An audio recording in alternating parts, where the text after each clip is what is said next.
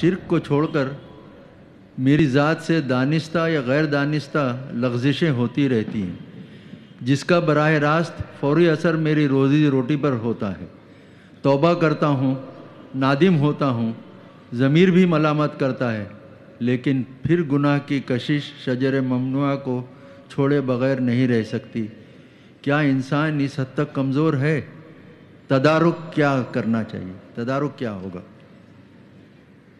دیکھیے، تدارک تو یہ ہے کہ اپنے ایمان کو اور گہرا کیجئے، اور گہرا کیجئے، اور گہرا کیجئے، جس کا منبع اور سرچشمہ قرآن ہے۔ قرآن پڑھیں، اور قرآن کو اول تو کوشش کریں، اگر آپ کی عمر ابھی ایسی ہے کہ آپ سیکھ سکتے ہیں تو عربی زبان سیکھیں اور قرآن کو اپنی آنکھ سے پڑھیں، ترجمے سے نہیں۔ ترجمہ سیکنڈ ہینڈ نالج ہے، ترجمہ جب آپ پڑھ رہے ہوتے ہیں تو مترجم کی آنکھ سے قرآن پڑھ رہے ہوتے ہیں، اپنی آنکھ سے نہیں۔ تو وہ سیکنڈ ہینڈ نالج ہے، وہ نالج دے سکتا ہے، انسپائر نہیں کر سکتا۔ ترجمہ کبھی انسپائر نہیں کرتا۔ تو ایمان جو پیدا ہوتا ہے وہ قرآن کو سمجھ کر پڑھنے سے ہے۔ اس ایمان کی کمزوری کی وجہ سے ایسا ہو جاتا۔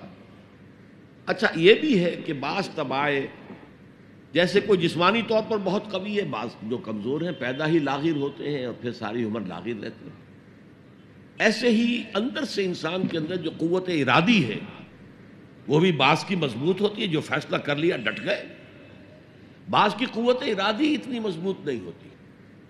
مثلا بعض لوگ سگریٹ چھوڑنا چاہتے ہیں، نہیں چھوڑ سکتے، 8 مہینے 10 مہینے، پھر اس کے بعد جو ہے وہ دوبارہ عود کر گئی۔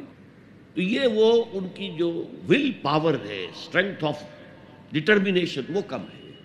تو اللہ نے ان کے لیے بھی فرمایا ہے، توابون خطاؤون کل بنی آدم خطاؤون، اور خیر الخطائین التوابون، تمام انسان انتہائی خطا کار ہیں، ان خطا کاروں میں وہ ہیں جو توبہ بہت کرتے ہیں۔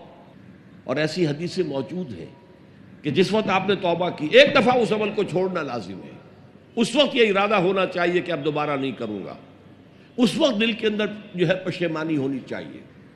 اور اگر وہ حقوق و لباد کا گناہ ہے تو یا تو جس کا پیسہ مارا ہے اس سے معافی حاصل کریں یا کمپنسیٹ کریں، اس لیے کہ حقوق و لباد کے جو معاملات ہیں وہ اللہ معاف نہیں کرے گا۔ اپنے حقوق کو معاف کرنے میں وہ بہت سخی ہے۔ اس کے بعد آپ کچھ عرصے کے بعد پھر گناہ ہو گئے، پھر توبہ کریں، پھر گناہ ہو جائے پھر توبہ کریں، جڑے رہیں اللہ کے ساتھ۔ میں اس کی مثال دیا کرتا ہوں، کسی بچے کو ماں مار رہی ہے، وہ بچہ ماں ہی سے لپٹ رہا ہے، اسی طریقے سے اللہ سے لپٹے رہو اور سمجھو کہ ہاں یہ مجھ سے گناہ ہو رہا ہے، پھر دوبارہ۔